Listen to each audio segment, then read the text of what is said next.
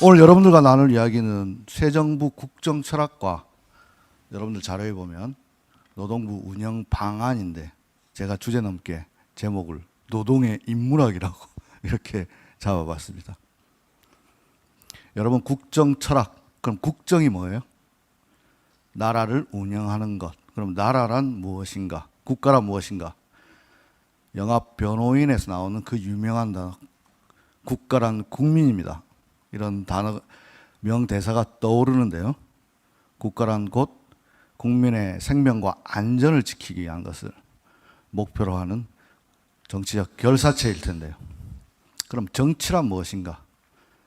이 목적을 달성하기 위해서 우리가 가지고 있는 재원을 효과적으로 분배하는 행위가 되겠죠. 나란 일이라는 것이 바로 나란 일의 근본은 나라의 근간이 되는 국민을 지키는 일인데 대통령 말씀처럼 사람 목숨 귀한 줄 우리 너무나 오래 잊고 살았던 건 아닌가 생각합니다. 그럼 국정은 그런 건데 철학은 뭔가? 국정 철학이 안 맞아서 장관에서 해임됐다. 아니면 국정 철학을 잘 알기 때문에 대통령의 국정 철학을 잘 실현할 사람으로 장관에 기용했다. 이런 언론에 많이 나오는데 여러분 철학은 뭡니까? 인간에 대한 탐구? 인간이란 어떤 존재인가? 근데 국정 철학 느닷없이 왜 인간 타령이냐 할 수 있겠습니다. 노동이라고 하는 것은 바로 우리가 동물하고 구분되는 가장 인간만의 고유한 특징 아닌가요? 우리가 온갖 인문학들이 많이 유행했던 시절이 있었습니다. 백화점에 가면 인문학 특강, 무슨 인문학. 심지어는 이제 인문학적 소양이 없으면 대기업 취직도 안 된다 해가지고 3개월 속성 인문학 강의. 정말 반인문학적인 일들도 있었는데요. 노동이야말로 인간에 대한 특징을 가장 잘 보여주는 것이라고 생각합니다. 그래서 제가 노동의 인문학이라고 새 정부의 국정 철학을 이야기하는 첫 열쇠말로 잡아보았습니다. 제 직책은 안전한 일터 특공대장인데요. 아까 나왔듯이 대통령께서 노동자 생명을 지키는 특공대라고 생각하고 최선을 다하라고 지시하셨습니다. 자, 이제 인문학의 바다로 한번 들어가 봅시다. 여러분 인문학 하면 뭐가 떠오릅니까? 문사철, 문학과 역사와 철학 이야기를 하는데요. 제가 즐겨보던 김상근 교수님, 저는 일면식도 없어요. TV로만 뵀어요. EBS 혹시 보신 분도 있을 텐데 인문학 특강이라고 하는 오래전에 있었던 특강이 있는데 인문학이란 도대체 무엇인가? 목적지를 향해 열심히 노를 저어가는 여러분들에게 오늘 이 시간 2시간만큼은 잠시 노를 내려놓고 밤하늘의 별을 보자. 무슨 뜬금없는 소리냐 할 텐데요. 여러분들 회식 때 우리는 인문학의 바다로 많이 빠집니다. 회식 끝나고 나서 뭐 합니까? 나는 누구? 여긴 어디? 나는 누구인가? 우리는 어디로 가고 있나? 나는 누구인가? 여러분 철학하면 떠오르는 사람 소크라테스 아닙니까? 우리가 철학자는 아니라도 이건 다 알잖아요. 너 자신을 알라. 이걸로 거의 2000년 끝나버린 겁니다. 너 자신을 알라. 너 자신을 알라가 왜 이렇게 오랫동안 우리들에게 회자될까? 그 말은 자기 자신을 모르는 사람이 너무 많다는 거예요. 자기 자신을 모르는 사람이 주변에 너무 많습니다. 우리 모두는 일하는 사람인데 왜 노동조합을 그렇게 혐오할까? 내 자신을 알아. 나는 지금 내 자신을 알아. 내 주제 파악을 제대로 하고 있나? 끊임없이 되물어야 되는데요. 바로 밤하늘의 별을 보자는 것은 노를 잠시 내려놓고 북극성을 보라는 겁니다. 내가 지금 제대로 가고 있나? 방향과 속도입니다. 대통령께서는 행정은 속도라고 했는데 그 전에 방향, 가르치는 방향, 국정 철학을 여러분들 잘 이해하고 있는가? 대통령께서 지시하시는 그 길로 주권자의 명령을 따라 우리는 제대로 가고 있는가? 우리 열차 정시로 출발했는데 거꾸로 가고 있는 건 아닌가? 이걸 끊임없이 생각해보자. 그래서 고대 철학자가 소크라테스면 근대를 열었던 철학자는 데카르트라고 우리는 배웠습니다. 학교 다닐 때 국민윤리 시간에. 끊임없이 의심하라. 의심이 없을 때까지 의심하라. 그게 합리성입니다. 근데 우리가 합리적으로 사고하자. 산업안전도 마찬가지입니다. 나는 제대로 알고 있나 지금? 내가 하는 행동은 과연 맞는 것인가? 끊임없이 되물어야 합니다. 오늘 우리는 노동부 직원으로서, 노동부의 장관으로서 나는 누구인가를 끊임없이 물어야 합니다. 방향과 속도라고 이야기했는데요. 여러분 또 물리학에서 많이 이야기하죠. 벡터와 스칼라 차이가 뭡니까? 스칼라는 그냥 질량입니다. 벡터는 힘입니다. 질량이 힘이 되기 위해서는 방향과 속도가 있어야 되죠. 누군가 이야기했습니다. 저 정치인은 말에 힘이 있다. 말에 힘이 있다는 것은 방향성이 명확하고 울림이 있을 때 스칼라가 아니고 벡터가 되는 것입니다. 여러분들의 행정도 대통령과 제일 끝단에 있는 국민을 마주하는 제일 일선에 있는 여러분들과 대통령이 방향을 일치시키고 그 속도를 가속도로 붙일 때 거기는 힘이 있는 것이고 변화는 거기서 일어나는 것입니다. 노동의 인문학이라고 하는 것은 바로 오늘 우리는 제자리에 있는가라는 것을 끊임없이 되묻는 시간입니다. 그럼 방향은 무엇인가? 좀 뚱뚱하지만 추모가 일상이 된 나라, 어떤 강연에서 했던 저 스크랩을 못 찾아가지고 이 사진을 통째로 가져왔는데요. 2016년 가을이었습니다. 근데 그날 그해 봄에 서울 지하철 2호선 구역에서 스크린도어를 고치던 김군, 19살 김군이 열차를 미처 피하지 못하고 스크린도어를 고치다가 산재 사망하는 일이 있었습니다. 이 구역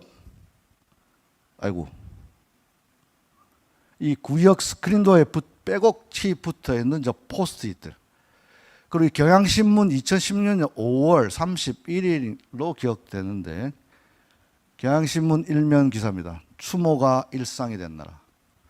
처음으로 돌아와서 국가란 무엇인가? 국가의 존재 이후에 근본적인 질문을 던지는 겁니다. 그래서 이게 나라냐로 이어졌는데요. 2014년 세월호, 2016년 구역 참사가 벌어졌는데 이때 우리는 처음 위험에 외주하란 말을 떠올리게 되었습니다.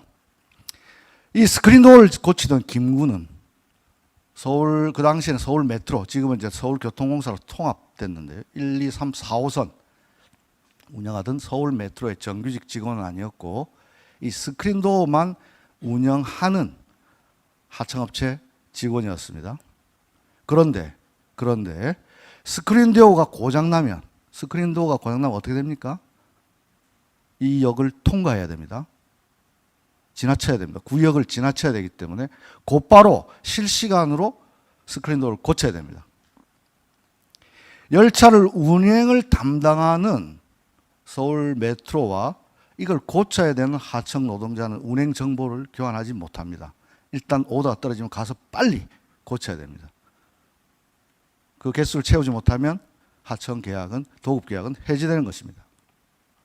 이러한 구조 속에 김군은 단독 작업을 하다가 사망했던 것인데요.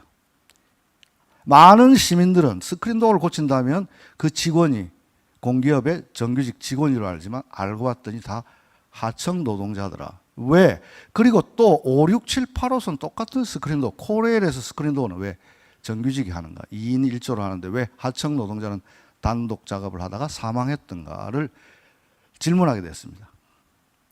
위험의 외주화입니다. 그리고 이 많은 포스트잇에 붙어있던 시민들의 응원글은 너의 잘못이 아니다. 제가 원인과 결과를 뒤바꾸지 말자라고 한 것은 김군의 부주의한 행동이 이 참사의 원인이 아니라 바로 이 불안정한 구조 속에서 그가 방치되었다는 것인데 그 구조는 바로 위험의 외주였다는 것입니다. 돌아가신 고 박원순 시장께서 이 문제를 근본적으로 해결해야 된다고 했고 지금은 인소싱 되고 단독 작업이 금지되고 있습니다. 이 김군의 유품에는 컵라면이 나왔습니다. 그런데 2년 뒤 2018년 겨울 서부발전 김용균의 안타까운 죽음 앞에 그의 유품에도 컵라면이 똑같이 발견되었습니다. 왜 이렇게 공공 부분에서부터 비정규직은 확산되고 위험의 외주화가 근절되지 않는가? 국가란 무엇인가? 공공 부분은 무엇인가? 공공 부분이 있어야 될 공공성이라고 하는 것을 너무 수익성을 앞세웠던 것은 아닌가? 근본적인 우리 사회의 변화의 지점을 질문을 던졌는데요. 국민들은 이미 그 답을 알고 계셨습니다. 너의 잘못이 아니다. 이 처참한 사고는 2005년 4월 봄이었습니다. 일본, 서일본, 오사카 근처를 운행하던 후쿠치야마라고 하는 선에서 JR 서일본이 운행하던 아침 출근 시간에 벌어졌던 일본 철도의 3대 참사로 불리는 후쿠치야마 탈선 사고인데요. 이 전동열차는 우리 아침에 출근할 때 타는 전동열차 거의 유사합니다.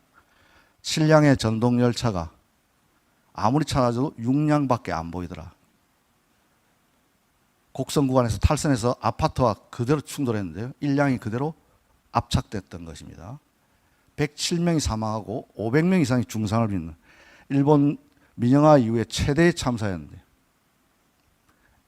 서일본 철도 당국은 기관사의 가속을 원인이라고 이야기했습니다. 노동조합에서는 기관사의 가속은 원인이 아니고 결과다. 그가 과속을 할 수밖에 없었던 이유가 무엇인지를 끊임없이 물어야 된다고 이야기했는데요. 이 사망한 젊은 기관사는 입사한 지 11개월밖에 안 되던 젊은 20대 청년이었는데요. 그 이전에도 한번 일근 교육이라고 하는 엄청난, 우리가 사고 나면 대책이 뭡니까? 재해자의 부주의. 대책은 뭐예요? 교육 강화. 하나만 한 소리 이제 그만해야 됩니다. 하나만 한 소리를 그만해야 된다고요. 교육을 강하다 이제 하다못해 홈에 나가서 이걸 들고 서 있으라고 하는, 저는 규정을 어긴 기관사입니다. 뭐 이런 이 고통이 너무 심해가지고 이날도 그 전역에서 흔히 말해서 오바런이라 해가지고 정지치를 좀 넘어갔어요. 뒤로 퇴행하다가 가다 보니까 출발이 또 지연됐습니다. 과속을 벌충할 요량으로 70km로 진행해야 될 구간을 116km 과속하다가 원심력을 이기지 못하고 인근에 있는 아파트와 정면 충돌한 사고인데요. 그렇다면 원인은 무엇인가? 오사카 지역 가보시면 알겠지만 일본 여행하신 분들, 일본 사철과 JR은 엄청난 경쟁을 합니다. 속도 경쟁. 경쟁할 게 속도밖에 없어요. 뭐로 경쟁합니까? 여러분 1호선 지하철 많이, 수도권에서 오신 분들 손 들어보세요. 1호선 경인선 타보셨죠? 다 시골에서 왔습니까? 이렇게 분위기가, 내가 너무, 여러분 오늘 내려가서 예를 들어서 용산역을 간다 칩시다. 서울역에서 지하철 타고 저 호남으로 가실 분 KTX 용산역에 타시죠? 그럼 뭐 탑니까? 메트로하고 코레일하고 뭐 골라서 탑니까? 오는 대로 타죠. 네. 무슨 경쟁이 됩니까? 색깔만 틀립니다. 억지로 경쟁을 하려다 보니까 우리가 더 빨리 간다. 한큐, 한신, K한 이런 사철들이 JR 서일본과 엄청난 경쟁을 하면서 서일본은 단 1분이라도 사철보다 빠르다는 걸 입증하기 위해서 엄청난 속도 경쟁을 했고, 그걸 어기는 기관사들에게는 가혹한 교육이 뒤따랐습니다. 이 젊은 기관사는 그것을 반복하기 싫었던 것이 과속의 원인은 아니었을까? 안전보다는 경쟁을 우선했던 그 경영 방침이 사고의 근본 원인은 아니었을까? 원인과 결과를 뒤바꾸지 말자. 과속은 결과입니다. SPC 노동자의 반복되는 중대재해는 반복되는 이어지는 심야 노동의 결과는 아니었을까? 당퇴당출이라고 하는 거 안 해보신 분은 모를 겁니다. 아침에 퇴근해가지고 아침에 7시 반에 퇴근합니다. 그날 저녁 7시 반에 출근해야 됩니다. 그 낮 시간에 뭐 합니까? 아무것도 못합니다. 그걸 4일 연달아 반복하면 어느 날 새벽 2시 어간에는 집중력이 떨어질 수도 있을 것이다. 그런데 왜 그들은 그런 심야노동을 반복할까? 그건 아마 기본급은 거의 최저임금 수준이 아닐까? 심야노동을 해야만 그것으로 벌충을 해가지고 최소한의 임금 베이스를 맞추는 건 아니었겠나? 대통령의 지적은 정확하십니다. 이 구조를 바꾸지 않고 1,000억을 투자하든 2,000억을 투자하든 왜 설비에 대한 지원은 투자라고 하고 왜 노동자에 대한 지원은 비용이라 하는가?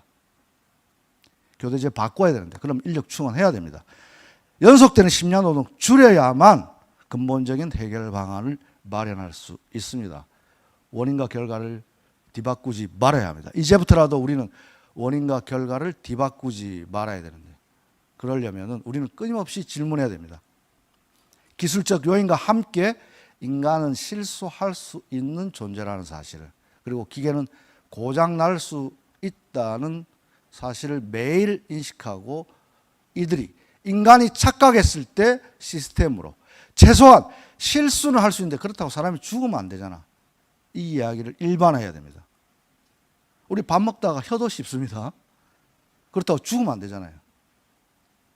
실수하더라도 최소한 사람 목숨이 귀하게 여겨지도록 해야 합니다.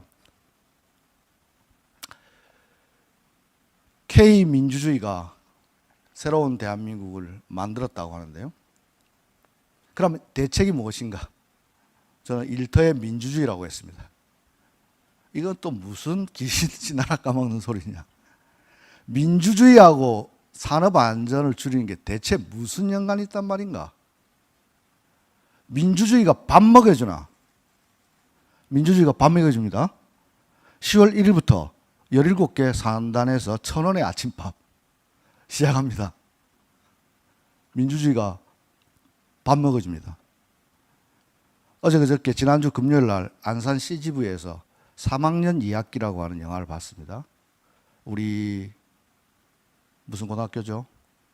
특성화고 학생들의 이야기를 다룬 이야기인데요. 단언컨대 제가 올해 본 영화 중에 최고의 걸작이었습니다. 단 1분도 긴장을 놓칠 수 없었습니다. 왜냐하면 특성화 학생 산재당할까 봐 너무 마음이 조마조마했는데요. 거기서 제가 인상적인 대사 하나를 소개시켜 드리겠습니다. 주인공 창우가 무슨 공단에 이제 3학년 2학기에 실습을 나가서 거기 이제 취업하려고 하는 거예요. 담임 선생님이 때때로 가서 뭐 어려운 게 없냐 뭐 이런 것도 하고 먹을 것도 사들고 가야 되는데 창우한테 다음에 올 때 선생님 뭐 사올까 하니까 맥모닝을 사오라고 사다 달랍니다. 그러면서 여기는 아무것도 없어요 하는 거예요. 여기는 아무것도 없어요. 여러분 산단에 아무것도 없어요. 그래가지고 무려 13년 전부터 노동계 단체, 저도 마찬가지고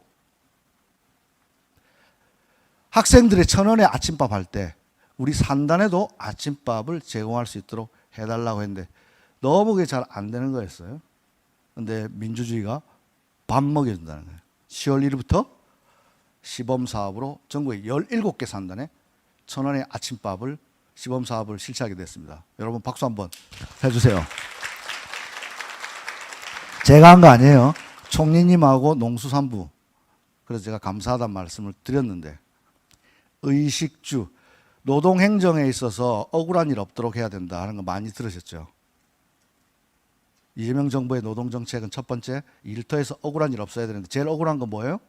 살려고 나간 일터가 죽음의 일터가 돼서는 안 된다. 제일 억울하잖아요.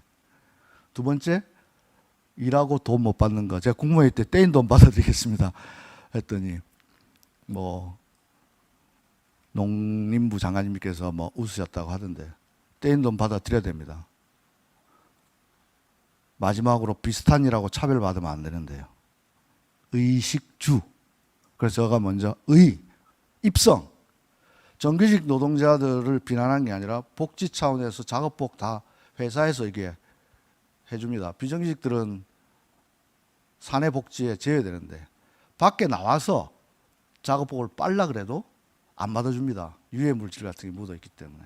그래서 제가 라기보다는 많은 사람들이 같이 경남 김해에서부터 노동자 공동 작업복 센터를 만들어 가지고 지금 이제 전국으로 확산하려고 하고 있습니다.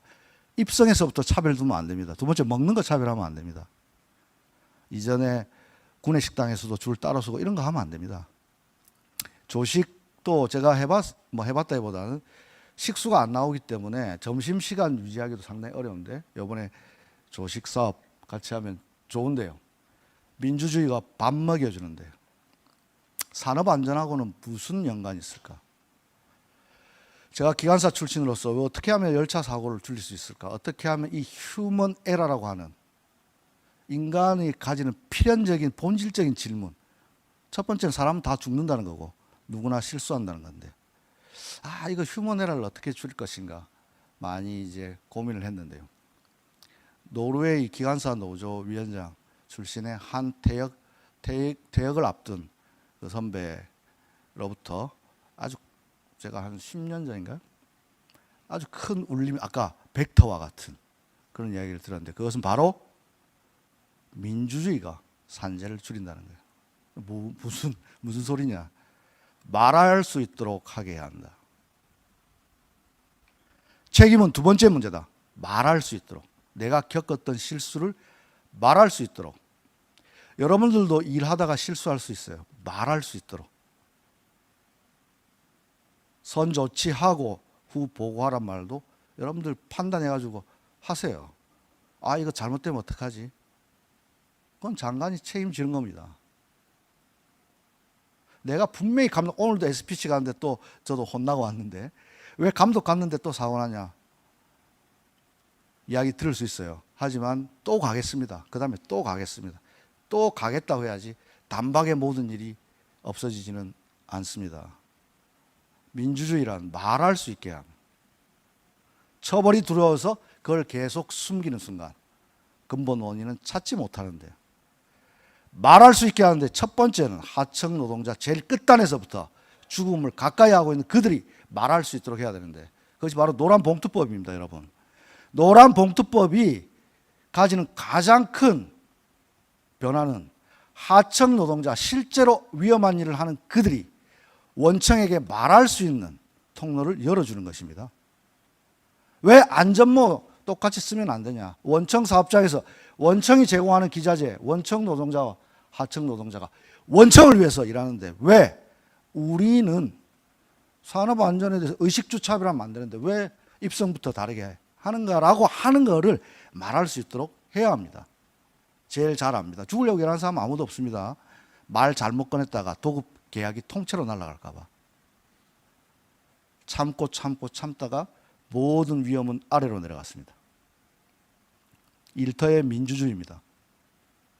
개헌 논의를 한다고 합니다. 87년 체제의 한계를 극복하자. 여러분, 87년 체제의 한계가 뭡니까? 대통령은 내 손으로 뽑았지만 우리의 삶은 왜 이렇게 바뀌지 않는가? 왜 양극화는 더 심화되고 산재 왕국이라는 오명은 이게 수십 년째 왜 바뀌지 않는가? 실질적인 민주주의, 경제 민주화는 왜 이렇게 더딘가? 바로 일터에서 민주주의부터 시작해야 합니다. 노란봉투법은 그래서 제가 격차 해소법이고 중대재해 예방법이고 실질적 민주화법입니다. 하청 노동자, 하청 업체 사장이 원청에 언감생심입니다. 이야기하지 못하잖아요. 물론 이렇게도 이야기합니다. 괜히 하청에서 노조 만들어져 가지고 원청하고 교섭하다 보면 우리 다 나중에 또 미움받는 거 아닌가, 그런 걱정이 있을 수 있습니다. 하지만 그런 거 없이 결국 전체 생산성을 끌어올릴 수 있도록 해서 원하청 상생할 수 있도록, 이전에 유명한 경제인들, 정치인들 동반선장 이야기 많이 하지 않습니까? 동반선장 이야기할 때는 그렇게 비난 많이 안 하는데 왜 원하청이 교섭하게 하면 그렇게 안 될 일인가요? 기술 혁신에 대해서는 누구나 다 찬사를 보냅니다. 야, 정말 혁신하는구나.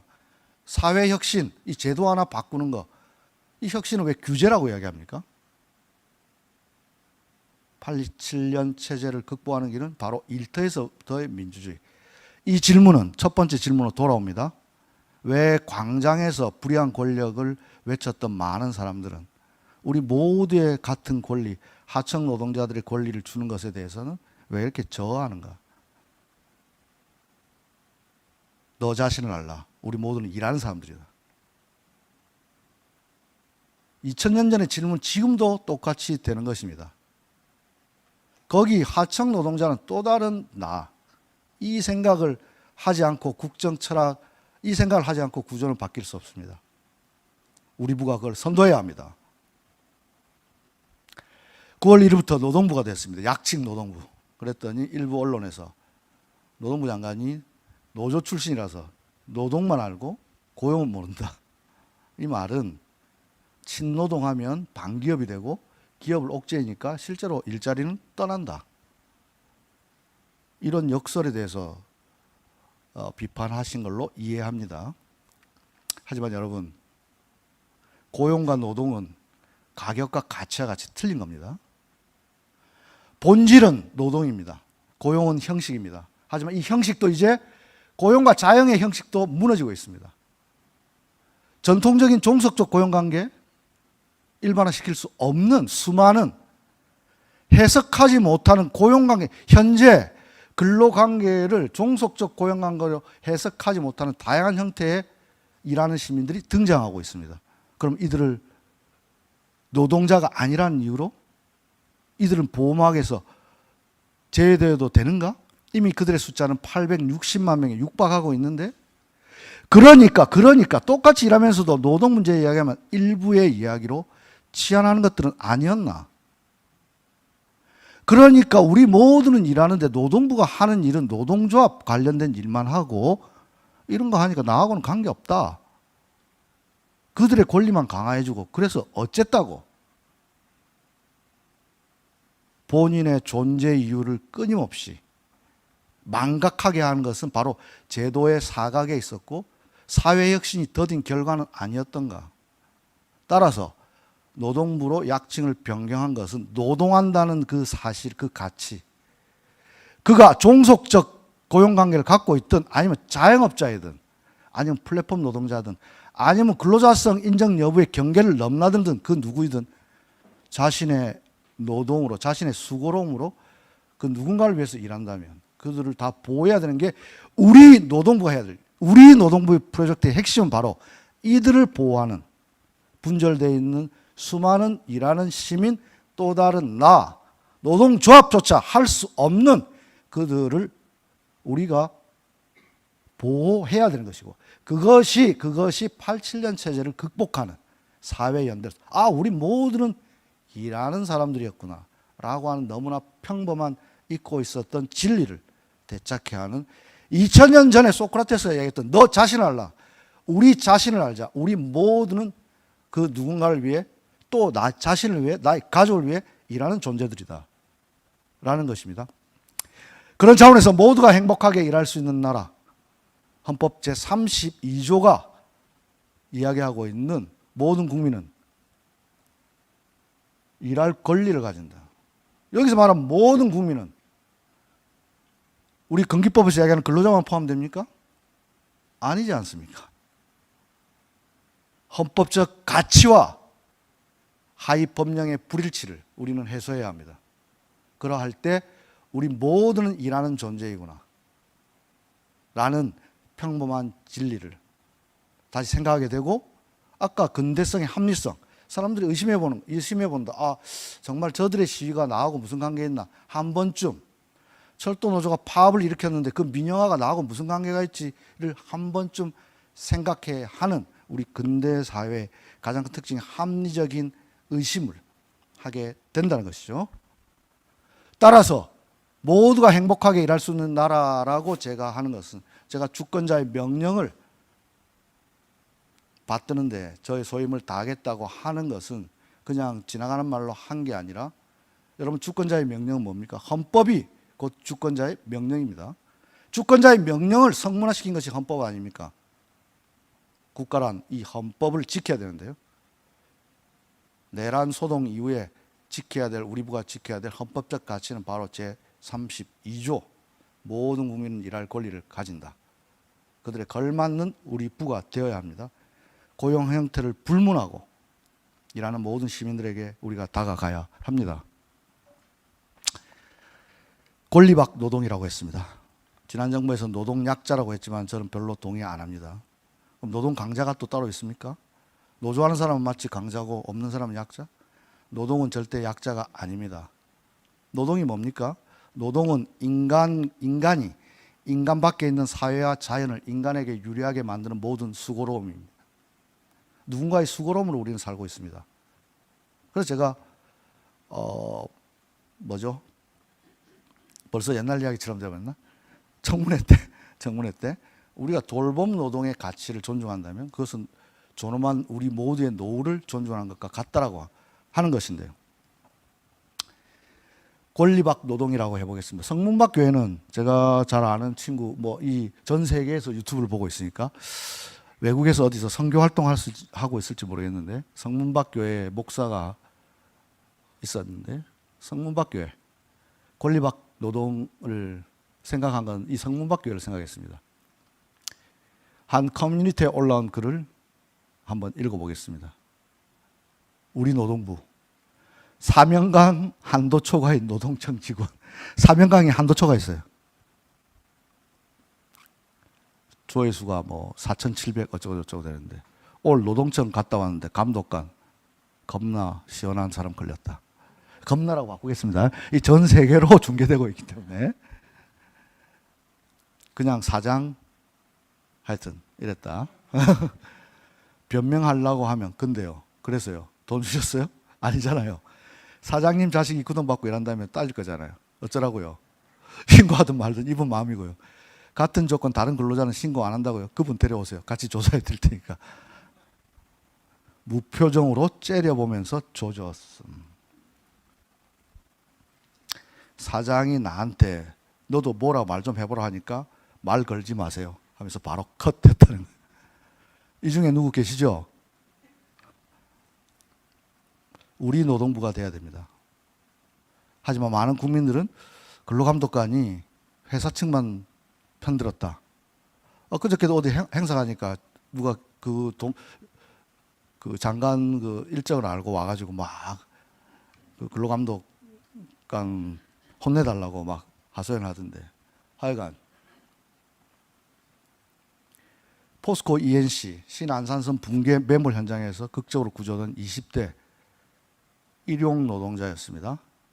노동자가 보내온 문자입니다. 저는 날마다 포스코 ENC 기사를 검색하고 이 4월 달인가 아마 사고 났을 거예요. 아닌데? 하여튼 마지막 기사가 일주일 전이었어요. 난 이렇게 힘든데 세상은 나를 잊고 있구나. 이렇게 잊혀지겠구나. 그런데 밥 먹는데 TV에서 포스코 ENC라는 단어가 들리는 거예요. 귀가 번쩍 트여서 뭔가 하고 찾아봤죠. 나를 기억해 주는구나. 기억하는 사람이 있구나. 미필적 고의한 살인이라고 눈물이 날라고 하더라고요. 그동안 버려진 느낌, 유기된 느낌이었는데 엄청 든든하더라고요. 부모님께는 좀 죄송하지만 부모님보다 더 든든한 기분이었습니다. 국가란 무엇인가? 나에게도 국가가 있구나. 이 청년을 제가 직접 봤는데요. 하여간 또 문자를 저한테 보내왔는데 아주 긴 문자를 보내왔는데 어쨌든 제가 휠체어 밀어준 거 내가 혹시 언론에 나올까 봐 언론 절대 찍지 마라 하고 그냥 잠시 밀어줬을 뿐인데 노동부 장관이 내 든든한 백이구나 하는데 맨 밑에 미래의 고용 노동부 장관 김땡땡 이렇게 보내오셨습니다. 치료가 조금씩 되는 느낌입니다. 우리 노동부는 이런 것입니다.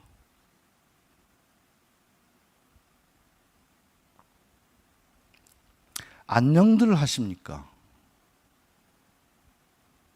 우분투란 말 혹시 아세요? 아프리카 속담 우분투. 아주 그 유명한 손석희 앵커께서 마지막 어떤 방송 JTBC 뉴스룸 하다가인지 모르겠는데 어쨌든 모르겠어요. 시청자 여러분들 안녕 하시면 저도 우리도 안녕합니다. 이런 이야기하는데 우분투는 아프리카 속담입니다. 여러분들 안녕하세요? 그럼 저도 안녕합니다. 인문학적 통찰입니다. 필라델피아 선언 아까 노동은 상품이 아니다로 시작되는 필라델피아 선언에서는 일부의 빈곤은 전체의 번영을 위협한다 라고 1944년도에 천명했는데요. 이게 세계 인권선언의 모태가 되었습니다. 일부의 빈곤은 전체의 번영을 위협한다. 여러분들이 안녕해야 우리 모두가 안녕하다. 이 대자보는 2013년 수서 고속철도 분할 민영화 반대 파업에 철도노조가 나섰을 때 고려대학교 붙은 대자보입니다. 이 안녕들 하십니까는 그때 12월 달이었는데 기말고사를 한참 준비하던 중앙도서관 중도 밑에 붙어있던 한 학생이 붙인 대자보인데요. 내용은 어쩌고 저쩌고 하는데 철도 노조에서는 철도 민영화를 막기 위해서 파업에 들어갔고 파업 당일날 7천 몇백 명이 직해제되고 뭐 해고되고 어쩌고 하는데 하고 여러분 안녕들 하십니까? 근데 이게 엄청나게 페이스북에서 리트위트 되고 막 되면서 안녕들 하십니까가 시리즈로 붙었습니다. 그중에 기억나는 거 하나, 어떤 30대 중반의 주부였어요. 나는 3살 된 아이를 영어 그 학원에 데려다주고 직장에 갔는데 나는 안녕한지 우리 아이는 안녕한지 나는 제대로 가고 있는지 나는 누구 여긴 어딘가를 한번 생각하게 됐다는 거죠. 우리 사회는 정말 제대로 가고 있는가? 3살짜리를 영어 유치원에 보내는 게 이게 지금 안녕한 일인가? 이러한 근본적인 질문을 던지게 되었는데요. 그 옆에는 불편해도 괜찮아, 힘내라, 철도 파업 이런 대자보인데요. 여러분 산업안전 단기간에 근절 어렵습니다. 불편해야 됩니다. 계속 불편해야 됩니다. 귀찮아야 됩니다. 행동이 귀찮아야 됩니다. 편하려고 하는 순간 부지불식간에 사고는 납니다. 불편해도 괜찮다는 말은 민영화가 더 위험하다는 거예요. 불편은 참을 수 있지만 민영화는 인간의 힘으로 참지 못한다. 시장의 행포를 막는 길에 잠시 파업은 불편할 수 있다. 우리가 산업안전을 달성하기 위해서 안전모를 써야 되는 거, 안전띠를 매야 되는 거 불편할 수 있는데 이 불편을 감내해야 합니다. 노동자들도 감내해야 합니다. 불편해도 괜찮다. 하지만 위험은 막아야 된다. 라는 것인데요. 이게 바로 집단지성이라고 생각합니다. 우리 시민들은 우리 모두가 안녕해야 나도 안녕하다는 걸 알 수 있고 우리 사회가 보다 좀 더 노동권이 확장되고 공공성이 확장되는 방향으로 가는데 조금 불편한 것은 감내할 수 있다. 라고 하는 것에 노동자들은 큰 용기를 가집니다. 우리 부도 하다 보면 반기업이다. 건설 경기 다 죽어간다. 기업 망하게 하려고 하느냐. 온갖 뭐 이런저런 비난이나 또 근거 있는 비판도 있을 수 있습니다. 근거 있는 비판에 대해서는 충분히 수용하고 또 비난에 대해서도 감내하고 가야 됩니다. 하지만 이 고비를 우리는 함께 넘어야 됩니다. 장관이 직을 걸겠다고 했는데 사망자 수는 왜 더 늘어버렸나? 제가 감내해야 합니다. 기저효과도 있습니다. 숨겨져 왔던 사고 드러내놓고 이야기하자는 순간 통계에서는 더 늘어날 수 있습니다. 반대 진영의 공격도 있을 것입니다. 하지만 우리는 치료해야 합니다. 우리 옛말에 병은 알레라고 하지 않았습니까? 누군가는 이 고비를 넘어야 합니다. 불편해도 좀 괜찮다. 장관이 욕먹어도 괜찮다. 하지만 우리가 다 힘을 합쳐서 넘어가자. 그리고 왜 우리가 믿을 것은 이 국민들 불편해도 괜찮다. 안녕들 하십니까? 라고 했던 모든 일하는 사람들, 예비 노동자들, 노동조합조차 할 수 없지만 그래도 필요하다고 생각하는 많은 사람들 믿고 우리는 이 고개를 넘어가면 되고 여러분들이 현장에서 우리 노동부 아까 엄청 뭐죠? 다시 한번 보여드릴게요. 사명감이 만렙인 여러분들이 그들과 같이 우리 노동부 프로젝트를 진행한다면 우리는 이 고비를 함께 넘을 수 있을 것이라 생각합니다. 끝입니다. 유명한 사람, 이탈리아에서 유명한 사람입니다. 무솔리니가 등장하기 전에 노동운동 하다가 감옥에 갇혀가지고 감옥 안에서 썼던 그 글들이 옥중수고라고 해가지고 아주 유명한 글이 있는데요. 그람시의 옥중수고 중에 나오는 제가 제일 좋아하는 문구를 가져와 봤습니다. 낡은 것은 이미 무너져 내렸는데 새로운 것이 등장하지 않는 이 순간이 가장 큰 위기입니다. 지금 산재 근절을 위해서 온 나라가 나섰는데 여전히 그 고비 잘 넘겨야 합니다. 지금이 제일 큰 위기입니다. 하지만 제가 다시 한번 강조하지만 위기는 용기의 다른 말입니다. 여러분, 두려움은 용기의 다른 말입니다. 두려움을 벗고 우리가 전진해 나가야 됩니다. 이 고비를 안 넘기면 또 여러분 다이어트 하다 요요 현상 오면 안 됩니다. 요요 현상 오면 안 됩니다. 이 고비 넘기고 가야 합니다. 그리고 지난번 국무회의 때 체불임금 떼인 돈 받아들입니다. 국무회의 할 때 대통령께서 휴가 기간에 보이스피싱 검거한 경찰관 사례를 언급하시면서 각 부처에서 미담 사례 그리고 하위직 공무원들 사기 진작 방안 검토하라고 이야기했습니다. 여러분들은 이중적 지위를 가지고 있지 않습니까? 국민에 대한 봉사자이자 노동자라고 하는 이 이중적 구조.